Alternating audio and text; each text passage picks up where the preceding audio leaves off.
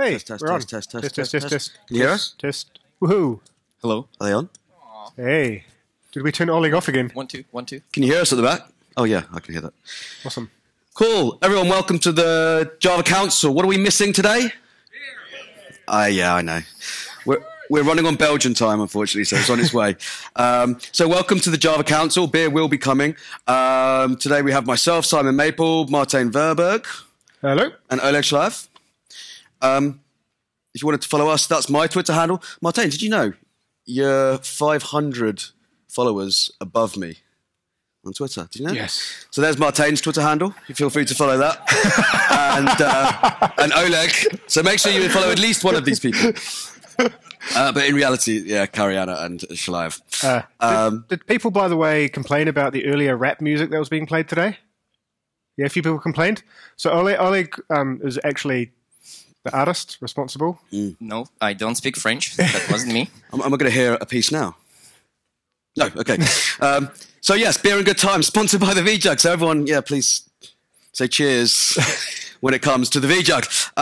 And the first people we want to really say cheers to is Trisha and Isra, who Trisha obviously is normally here amongst us. Yeah. But fortunately, she is at home with her lovely new daughter, Amy. So a big cheers with nothing in no our hands. Yay! So please let's flood her timeline. Everyone get their phones out. And just tweet at Seriously, Trisha G. Everyone get their phones out. And please tweet at Trisha_G and at Isra Chaos. And their congratulations lives, or other nice things. their lives really will be chaos. Yeah. For their lovely two daughters now. Trisha always trying to push diversity in Java, and she's doing it one child at a time. She is. So, Podcast. Who here listens to our most awesome weekly, monthly, whatever the time frame is, because we never remember, podcast? yeah. Oh, dear. You're all just here for the beer. Yeah. Sucks to be you. Did we actually put the URL for where the podcast is? It's actually right at the bottom left, javacouncil.com. So please do, if you want your weekly, monthly dose of chaos, mayhem, and somewhat opinionated opinions on what's happening in the world of Java, then javacouncil.com is the place to go. Mm-hmm. Can I ask a follow-up question since we're talking about this low participation? Who here is a member of virtualJUG itself? Oh, very few. So the podcast is like 20% of the virtualJUG members. Interesting. Everyone, can you put your beers back if you're not part of the virtualJUG? So we're going to start with an interesting report that we've done. People here, who's heard of RebelLabs? Yeah, loads more people. Okay, we're going to talk about a productivity report. I'm going to go through some of the numbers. We used to do this as a Ignite talk. Yes. But this time we're just going to do it as a discussion, and we can all together rant at different technologies as one. If we do annoy or insult technologies, we're just joking. So Unless it's Hibernate, then we're not joking. Yeah, and then that's deadly serious. So yeah, who are the respondents to this survey? Well, actually, let's talk about the survey first. We have 2,000 people, over 2,000 people who set out the survey. In fact, this was actually done and written by you, right, Oleg? Yeah. So we tried to reach out to anyone who would listen. Mostly we reach out, obviously, people who follow us or close to us on the social networks or email lists or the virtualJUG member list. But we try to honestly reach everyone for a couple of months. So when you're going to do this next year, if you see that, please support the survey and share it forward. Yeah, it does come with a bit of a health warning. There is no resemblance to this survey being any sort of statistically significant or rigorously scientifically run survey. No, it is. It is. It is. Yes, it is. absolutely. Right, so who are the respondents? Well, we have 54% software developers, 18% architects, some team leads, 2%. Any managers here? Yeah, a couple. You're represented, whoops. What I don't get is the 18% architects. I mean, this is really taking the idea of Java being over-engineered Yeah, that's true. to the extreme.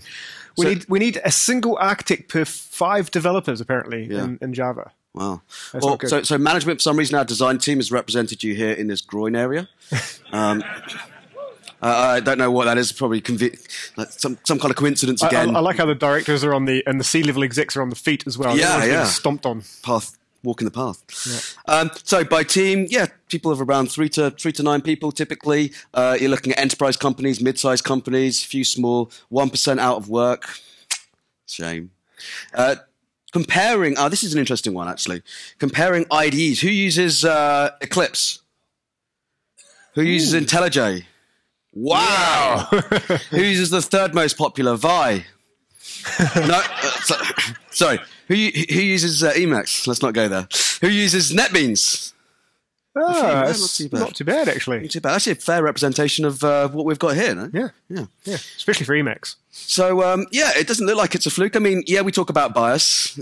You know, this is done by the community, by ZeroTurnaround, sorry, and we try and get as many community participants, but obviously ZeroTurnaround sell tools, as do JetBrains. Yep. So there could be some bias here. So I expect Eclipse and JetBrains are probably closer, but when you look at this room, it's actually fairly representative of this. So interesting. So we'll see where it goes.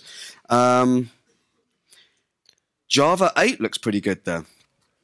This was obviously done a few months ago, so Java 9 obviously would probably be dominating by now, but it's Java 8.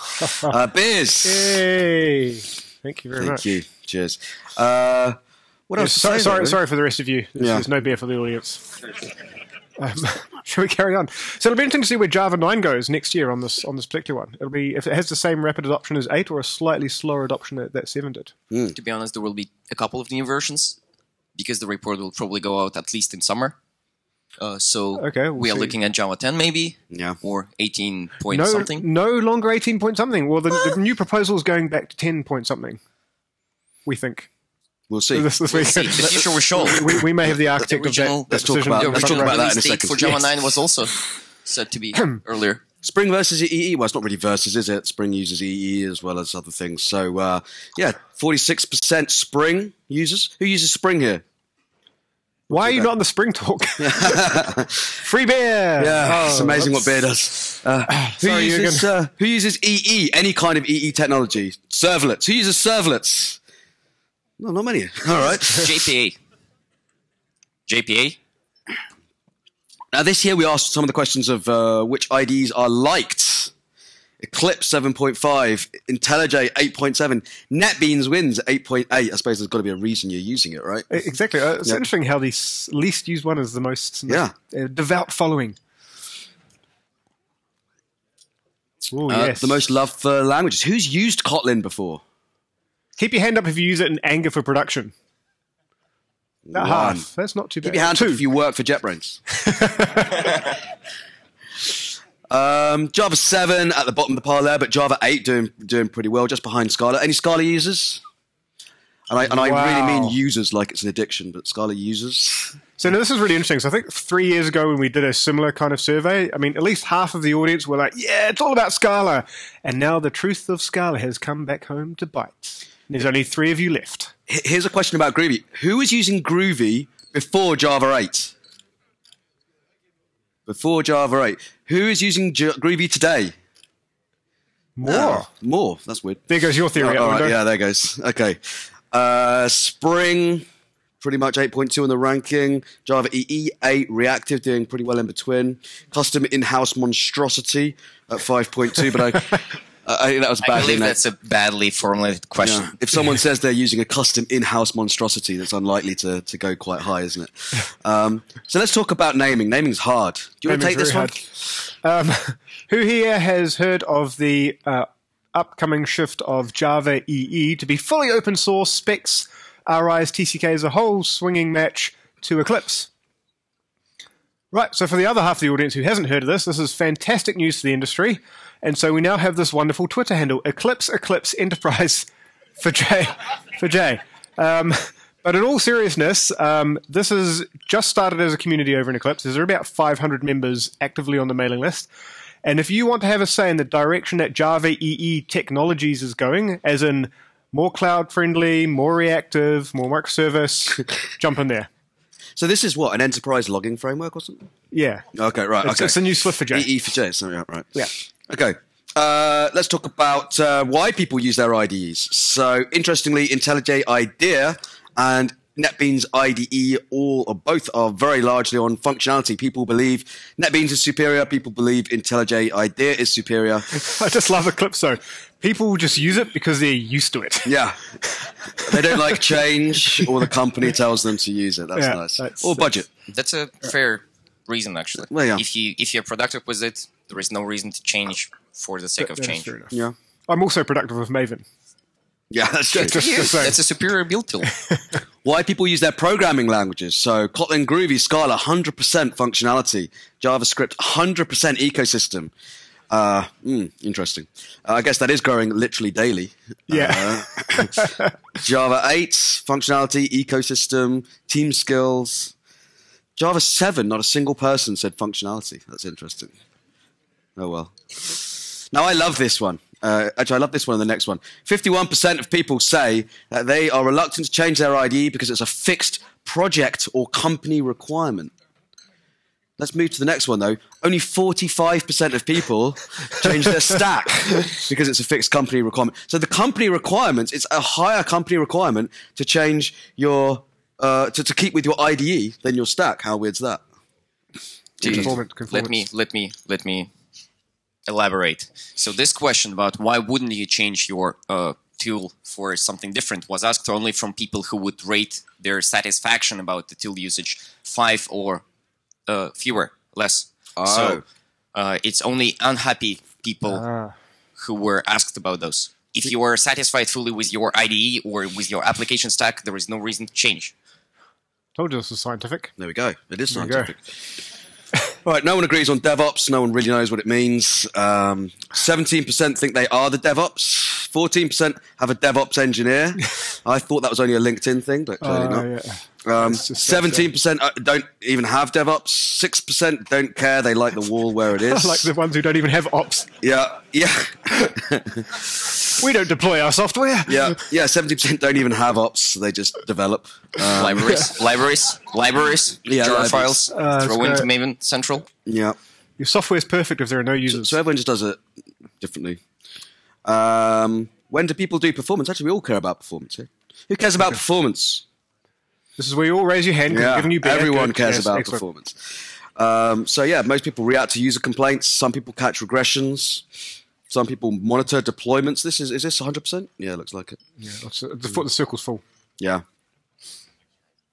This is an interesting one. Do you want to take this one, Oleg? Because you quite like this. This is the productivity game. Oh yeah, this was the question was where do you think the biggest productivity gain lie? So people love to flame war about their IDEs, right, and compare who's better. People like to blame their build tools and so on because, well, that's what you probably kind of hate or get annoyed by the most. But when we ask the questions among all the tools that we asked about, IDE, applications, infrastructure, architecture, DevOps, and so on, where the biggest productivity boost lies, and almost, one-third said the project architecture is what prevents them from being really productive. I guess those are the people who didn't move to microservices yet and didn't encounter other problems. But you'd expect it to be IDE. Most people always say my IDE is not making me productive enough. I guess so. Or maybe a programming language. Yeah. I mean, if only 7% of people say that the programming language is the thing to change to be more productive, then, well, who are those Kotlin fans? And there's a super confident 8%, isn't there? I'm good. I'm a rockstar ninja. Yeah. 2% management, 2% directors. Yeah, exactly. Yeah. 3% developer advocates. So let's see where everyone's from in the audience. We've talked a little bit too much now. Who's from North America? Woohoo! Those are normally the loud ones. Come on. Who's from North America? Whoop!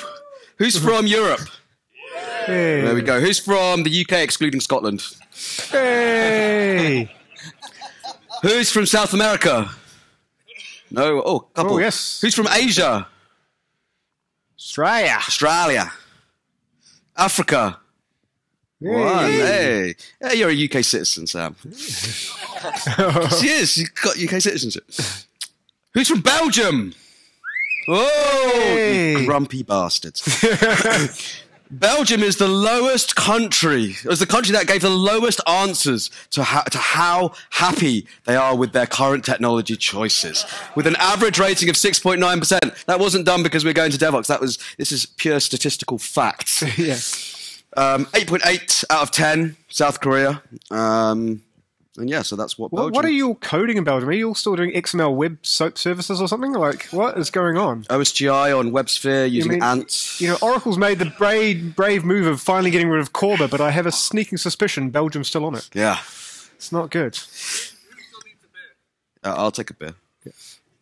Oh, who still... No, sorry. Who still needs a beer? You were asking us. Who still needs a beer? Anyone want a beer? Or anyone want another beer? Few people. Few people. Excellent. Good. So... This is exciting. This is exciting. Exciting tech in 2017. Thank you, Kirk. Exciting tech in 2017. This was actually an open answer. Yeah, it was an open question, and the question was formulated like that. What is the technology that you were excited and proud of working in 2017 or looking really forward working with in 2018?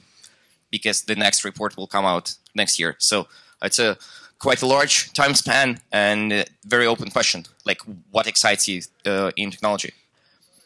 Boom. So, yeah, Kotlin top. Well done, JetBrains. Yeah, JetBrains. Kotlin top. Docker number 2. Did anyone say Kubernetes? Is Ray here?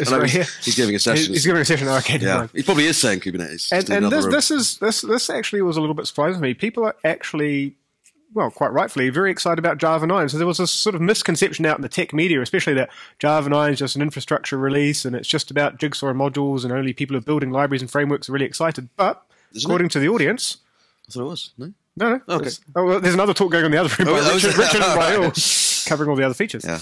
So that's really cool. Shout out anything other people are interested in. Go on. Oh, it's a beer. I'm surprised there's no virtual reality in here or machine learning. Actually, machine learning, AI, AI, all the other buzzwords not on here. Micro profile, thank you. Yeah. Who do you work for? IBM, Red Hat. Tommy Tribe. There we go. Okay. Anything else? Blockchain. Yeah. No. See, enterprise developers. Okay. Belgium as well. Okay, yeah, so ultimately, if there's multiple options and you get 2 developers, so long as there's Google, people will never agree with which one's better, so that's why we have such a good split. Okay, so which Java versions are everyone working on right now? Let's go Java... Actually, should we go development or production or... Let's go development. Development. What versions of Java are you using in development? Let's start with Java version... Mark always loves this so much. It's the only reason why he comes. I think this is the only time Mark's neck gets any real stretch. This is when Mark turns into an owl. Right. Java. Let's go for what should we start with, Mark? 1.1. No. Let's go 1.4. 1.4. Good answer. This is the first year we've had no one on 1.4. Yes, person at the back. Is there a person at the back? 1.4. 1 on 1.4. Fantastic. 1.4. Java. Can we get some more beers up there, please? Yeah. 1.5. One person at the front. Was that a beer? Do you want a beer or 1.5? Yeah. Maybe a bit of each. 1.6. We mean 6. We were correct. 6. Sorry, 6. Sorry, yes. Use the correct term. Only a tiny handful. This is good news. 7. Okay, 7. 8. Wow. Mark, you and Brian, you were very successful. Well done. That is 9. A fantastic scene. Ooh, 9, yep. There we go. I'm on 9 That's as well. That's developed. 18.310. Well, there is an EA build, right? For version 10 now. Anyone on 10? Anyone downloaded 10? One person right at the back. Is that true, or do you want a beer? That is true. Yeah. That's interesting. So awesome. Java 8 completely winning. This is Java adoption in our report. So what do we have here? Java 8. Let's really only talk about Java 8 and Java 7 here. Java 8, 2014. So let's go here on 7% in 2014, going up to 62% 2016, a year ago, and I think that was 80-something%. In 2017, you have Java 7, this blue line, 2012 going up to 65 and then dropping down to 28. Why don't we predict Java 9, Java 10? Because Java 9 and 10 aren't LTS releases. Anyone not know that? Awesome. Cool. That's what a week of DevOxx does. Who thinks they're going to be using Java 9 for their main development Java or production in the next 6 months? Not terrible. Next 12 months. Well, no, not because you would be on 10, 12 months. Yes, true. You'll be on 10. Okay. Who wants VAR? Who is waiting for version 11 in September 2018 before they make an upgrade? That's the next LTS release. There's a lot of undecided, I feel. A lot of undecided. Interesting. So, for those of you who don't know what... does anyone not know what LTS means? No, good. Okay, so let's carry on. Duchess! We have a big milestone. So let's invite the DevoxxUK people up on stage. Please give a round of applause. Might use your microphone. Okay. So, please introduce yourself. We have Regina. We have Linda. Please introduce yourself. Okay. That was the quickest introduction I've ever heard, I'll be honest. Okay. Hello. Okay. So hi, my name is Linda van der Pal. I'm from the Netherlands. And about 10 years ago, I saw that there were more and more women out there and I was very shy. And I decided, okay, I want to meet all these women. And I started Duchess, so I would have to go out and talk to them. And then we decided, well, it's nice that we have a support group for each other now, but let's see if we can also get more women into IT and also support more women, get them to become speakers. And that's awesome. And when was the 10-year anniversary? Was it? Somewhere this month. Somewhere this month. Wow, it must have been an amazing opening party when you started that. Somewhere in November. Awesome. So well, if you know when Masters of Java was 10 years ago, then that's the date. Oh, okay, then. Right, okay. So how do you structure the organization? You have, from what I understand, you have Duchess, JDuchess or Duchess, meetings or groups all over the world, right? There's not one big Duchess group. It's an umbrella where you have lots of different meetups, right? Yeah, I had the idea, and in the beginning I even wanted to put a T in the name to be a pun on Dutch, and somebody else said, well, just in case we ever go international, let's not. 6 weeks later, we had a Brazilian chapter, and we're like, what? Some podcast had heard about us and thought it was cool. But right from the start, I said, well, I can't make up the rules because I don't know what each culture or each country or each law needs for the group to be. So go out and play. Mm-hmm. Awesome. And people did, so I now have no clue what they are doing. And so the Dutch Empire is reborn. I like it. And so how many groups are there now around the world? Estimate? About 60, I think. 60? Yeah. That's incredible. Well done. That's very good. Yeah.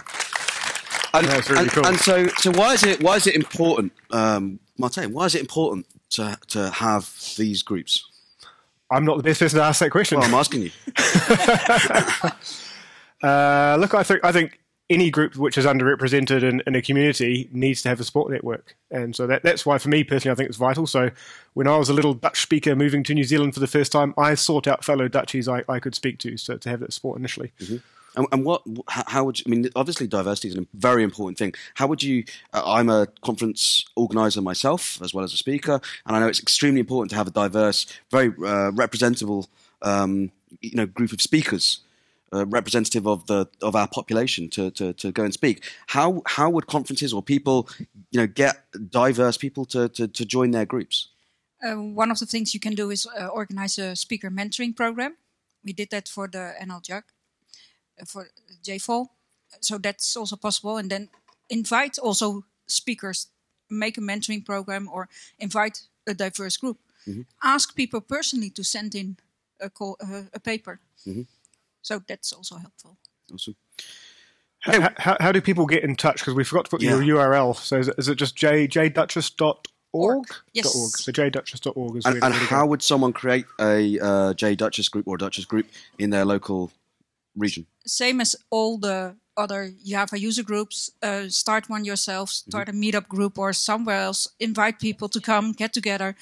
Don't forget to sign up at Oracle because Java user groups get benefits if you're running longer than a year. So. Okay. Awesome. So yeah, massive congratulations to well done on 10 years. Yeah, it's really cool. Thank you. Okay, so what should we do? Should we do Ask the JDK Architects first, and if there's time, we can do the JC channel. The JC panel. So, how many? Do we have any JDK architects in the room? No? Congratulations. Let's do the JC chat. No. So, Mark, let's please invite up Mark. And this year, actually, I've not provided the... I was mean the last couple of years where I put the Death March music on as Mark walks up. Yeah, I know. But this year, I think we will actually give Oracle a special mention at the end for the amazing work they've done. But everyone has a day job, everyone has a passion, but the amount of work that needs to go in to release something like JDK 9 is not something anyone can do. It's an incredible amount of work. And there is so much, I'm not going to say slack, there's so much shit people have to take in order to get something like this out. I think not just Mark, but there is a huge team behind Mark as well. Mark, Brian, John, Alan, Alex. There's a huge team that deserves a massive round of applause in all the work they do to get JDK 9 out the door. And without this team, Java wouldn't be progressing anywhere near as fast as it is. So let's welcome Mark on stage and give Mark and his team a very big round of applause.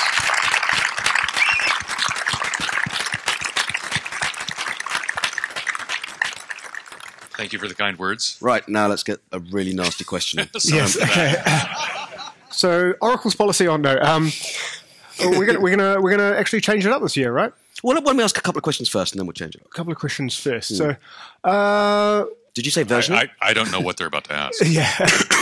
What are you looking forward to most in say Java 10, 11, and 12? Next 18 months. What is the thing that Mark is most excited about seeing? Hawaii. December. Oh yeah. Thing I'm most looking forward to, still being done with Jigsaw. Yes. How's that? I love the word "still." That's a wonderful word that you added. Yeah. I mean, is there a particular feature? Is there a particular feature that you yourself are most interested in seeing in coming into Java? It's probably not for 10 or 11 or 12, but Project Loom, continuations and fibers. Oh, yeah. That would be very cool. Yeah. That's going to be very cool. Yeah. I mean, all the other stuff that one person is going to be so happy when that goes in. You and me. Well, yeah. It's not Ron, is it? No. So let's talk versioning. Come on, we have to talk versioning, right? So tell us. Oh, don't eye roll me. Come on, Mark. Let's talk about 18.3, 18.9, then moving to 10. I think a lot of people don't actually follow the mailing list. So what's the current proposal for versioning, and why is this the best, in your opinion? The current proposal, if you haven't been, for those of you following along at home or not, is that the March release will be called 10. The first update release of that will be called 10.0.1. The second update release will be called 10.0.2. The release in September, the first long-term support release, will be called 11, and its update releases will be numbered in a similar fashion. That's the current proposal. More people seem to like this proposal than the first proposal, which was really more of a suggestion than an actually written down, thought out proposal. So there it is. Awesome. Let's by a show of hands, let's have a round of applause for people who are in favor of 18.9, 18.3, 19.3. Let's have a round of applause for those who are in favor of that versioning system. Have a round of applause of those who are in favor of 10, 11, and the versioning system which we just discussed. Okay. Awesome. And let's... The people have spoken. Yeah, the people have spoken. So that's a done deal now, yeah? Sure. We're good. I don't know. Yeah. And probably. I mean, the tidal wave of support for this proposal has been pretty large. So. I think Brian Getz is just here to get his own back, and he's going to pull Mark off stage now, right? Yeah. Get the hook. Let's give a big round of applause to Brian Getz, who's done an amazing amount of work in recent years for Java. And I think your biggest achievement coming up, Brian, is you've just managed to add a single keyword to Java called var. That's the next big achievement, right? It's not actually a keyword. It's a restricted type name. I stand corrected. This is a language architect's phrase for dirty hack. Clever hack. So this is to save characters when people, instead of typing int, they can type var, things like that. Yep. To make your code more readable. Yeah. So the argument, of course, from a lot of people is, you know what, people are going to overuse this. People are going to use it in such a way whereby code is going to be unreadable and so forth. A lot of people are asking that. I'm not. A lot of people are. How would you respond to that? Well, that's absolutely going to happen. But people will also use it to write good code. And hopefully over time, best practices will develop for how to avoid overusing it and abusing it, and how to use it more effectively to write clearer, more readable code. And one of the things that it's easy to look at the code that we have today and say, oh, if you wrote that with var instead, it would be less readable.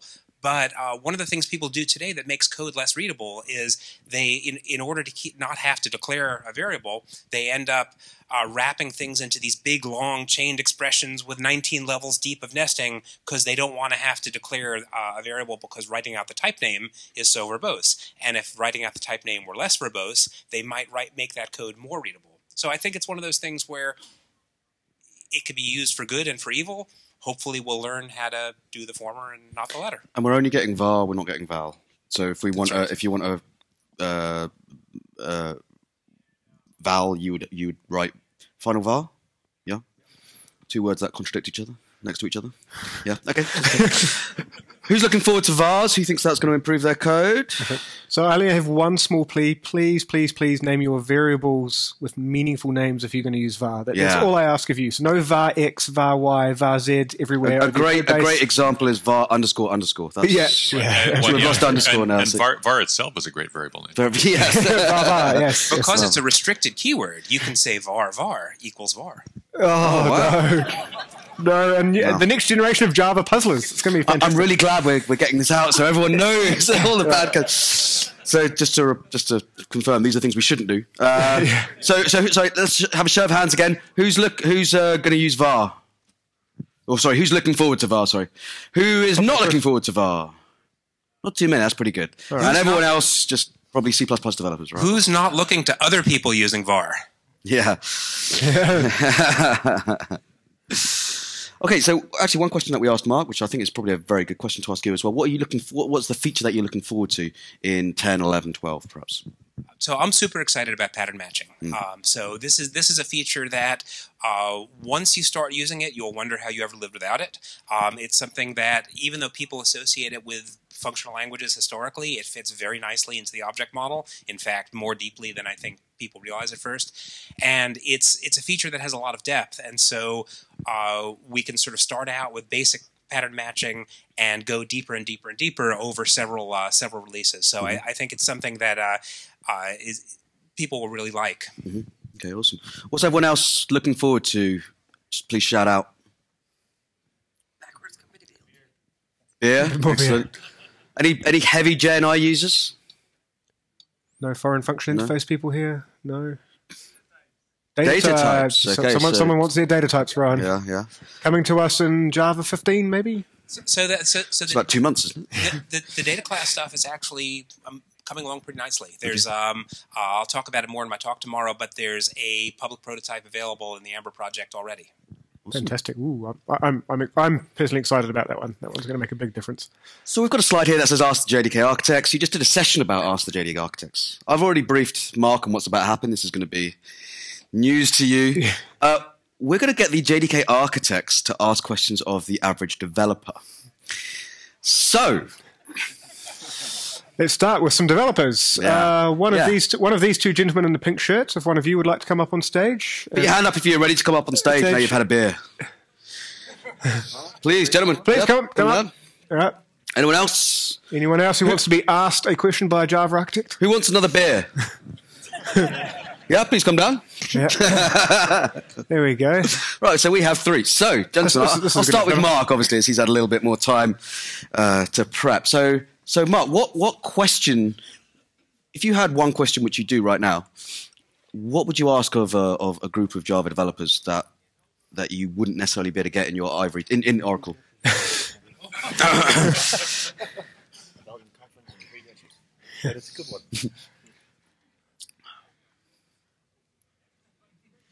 If you could add just one language feature, what would it be? Why do you want it? And do you think we would ever actually do it? So I ask for one question, we get 3. Let's go. it's data types because I like immutability. And do you think they'll do it? Obviously, yes. I think, yeah. I would actually go for what you already mentioned, type inferencing, which I was preaching at for years, actually. Type inferencing is one thing I'm looking forward to. But yeah, yes, in that case, you will get it in, so I'm happy now. I have to go with data types also. Data types. And yes, you will do that. Does someone want to be Lucas Eder and say multi-line strings? Someone, please. Yeah. Elvis operator. Elvis. I'd go with operator overloading. And no, you probably won't do that. But I just would like to watch the world burn. Anything else from the audience? Module versioning? Oh. No, it doesn't make sense. Type erasure. Erase type erasure? Yeah. Okay. Can I ask a follow-up question? Please do. Suppose you are forced to choose one language feature to remove. What would it be and why? Ooh, that's a great question. Jigsaw allows us to do this now a little bit. I thought you were going to say jigsaw. I thought, wow, already? Mark worked on that for about 9 years. I'm not going to do that. I was also in a session with Ask JDK Architect, so I support Brian with serialization. Kill serialization. Yeah, That'd be an easy one to remove, right? It's the gift Simple. that keeps on giving. Actually, we had a session in JCrete about what would you add or remove to Java, and serialization was one of the top ones about removing serialization. It causes so many issues. I have actually no clue. No beer. That's great. It means the Java language is perfect. This is great. It's not really... Can't come up with a Java feature. There are lots of frameworks that I would like to get rid of, but my company won't let me. But Care to name and shame any? it starts with an H. Gotta love Hibernate. Also, So I would say APIs, actually, not in terms of APIs in general, but deprecation, making deprecation actually work, which is happening. Dr. Deprecator's doing an amazing job. It's adding working deprecation model. Well, It's yeah, not well, no, the answering deprecation question. model's always been there, but it's actually working now. So I think that is a very big thing. do you have any questions, Brian? Yeah, I would. So if you go to the bookstore, you'll see books that say, learn Java in 21 days. So can Java be learned in 21 days? If not, how many days are needed? And is that number too large or too small? So these architects are good at getting 3 questions. Yeah, in they are. Right? Good value here. Good value. He said it on school. Architect 101. I think you can learn the basics in 21 days, but you can't be a good Java developer in 21 days. And I would say it takes 6 months to a year to be a decent developer. Is that from someone who is Already knows how to program. already knows how to program? Okay. I would say 21 days is probably not enough. And I'm going to give a political answer. I mean, Java is evolving, so are you ever done learning? In that case, I think you keep learning. You keep learning by the day, by things you do, by things you see other people do, by going to these conferences and all that stuff. So no, 21 days, it just gives you a small basic notice of the language. And after that, you need to keep following up. And that's okay? I think you have to, and that's okay, of course. Yeah. I'm going to send that to Josh Block. Effective Java 3rd edition. You're not done yet, Josh. Yeah. Not done yet. Yeah, 21 days for the basics, definitely. Even hardcore on the command line if you want to. There are a lot of books that do that also. Just not on IDE learning, but really on the basics. You can get your basics done, but there's so much... Is the language too big? Too big is not the right word, but it's got a lot of things in it. I mean, I've also done C++. Want to go there? Too many options? No. I think Java is robust enough to learn in 21 days for the basics. But if you want to really get a deep dive in it, you have to, what they said also, you have to keep in it. Otherwise, you get lost and you don't know what you're doing anymore. So, unfortunately, we're due to time. We need to end this part of the session here, but let's please give a massive round of applause for the work that both Brian and Mark have done. Thank you very much. Cheers, guys. Cool. So, all right, you can safely go back to your seats. You can escape now. grab Thank you very much. I think you have an interview, actually. Yeah. Awesome. So we have maybe a few minutes left. Let's see how much we've got to do. I also learned how to ask 3 questions in one today, so that's really good. So why don't we do a quick speed dating interview? Lots of people are actually, we asked to sit at the front because we can ask a few questions of them. Okay. So let's see. Who should we pick? Let's pick Steve, Paul. Steve Paul. Come on up, Steve. Come on, Steve. So let's give a round of applause to Steve. Steve also works at a really small 3-letter startup, starting with an I. Yeah, it's a startup that's been going about 100 years now. The mic's here. Oh. There we go. So I have a question for you. Oh, really? Why has this beer got no label? Have you peeled it off? No. Okay. What are you making us drink? That's a good question. Yeah. The Kool-Aid. The Kool-Aid. Kool-Aid, yeah. It's Kool-Aid, yeah, thank you. So, 2 minutes. Let me get my phone. Oh, God. And let's do a 2 minute. Have you got questions? Yes. So, recently IBM have also joined in the open source All the Things game. OpenJ9. Who here knows what OpenJ9 is? Okay, Steve, educate the rest of the audience on what OpenJ9 is. OpenJ9 is the IBM JVM that we've been producing for a long time, and it's as good as Hotspot. So that it's as good as Hotspot, if not better. And we open sourced it last JavaOne. We announced it last JavaOne, and it actually got out the door just before this one. Which is pretty quick for IBM, right? Oh, it's stunning. Yeah. Got to be happy about that. You know, there was at least less than, a year. Amazing. And so why would people move to J9? Because it's better than Hotspot. Okay. What else has IBM open sourced recently? Well, there's this thing called Liberty, large applications, Agile Application Server. Okay. What? Yeah. What was that? The Liberty. Oh, Liberty. What? Liberty. Who here uses IBM's WebSphere? Who likes using IBM WebSphere? Right. No. Who uses IBM WebSphere because that's what their company tells them to do? Thank you. Right, that's better. Okay. So I need to ask this gentleman a question. I'm going to pause this. Oh, what? Why do you like using IBM WebSphere?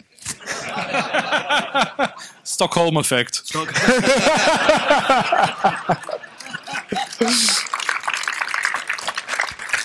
It's not that bad. I don't work on it, so I can't comment. I did used to work on it for about 10 years. Yeah. But and you're shorter because of it.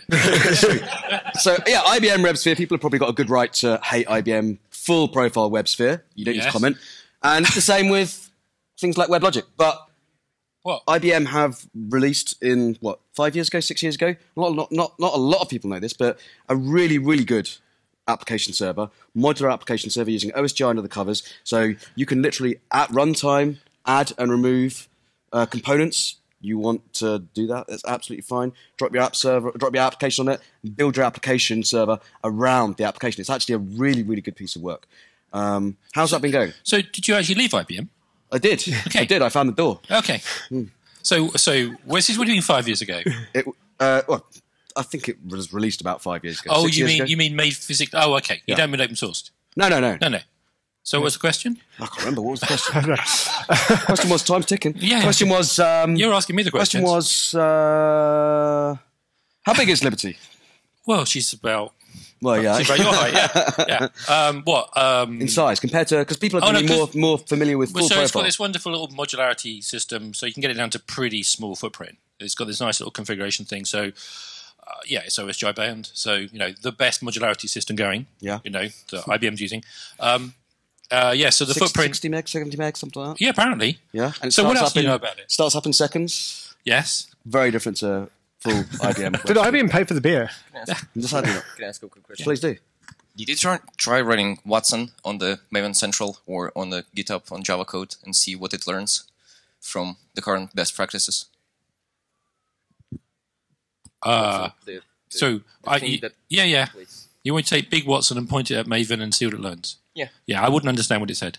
2 minutes. Thank you. All right. Right. Thank you very much, Steve. Steve Paul. Thank you.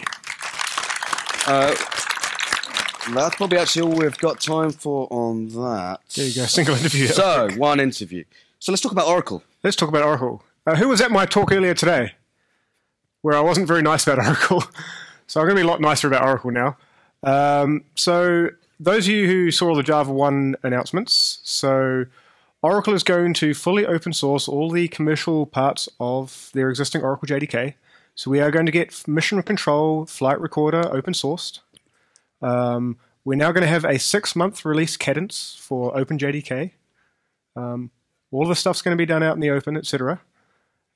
So I just wanted to say a huge thank you to Oracle for doing this.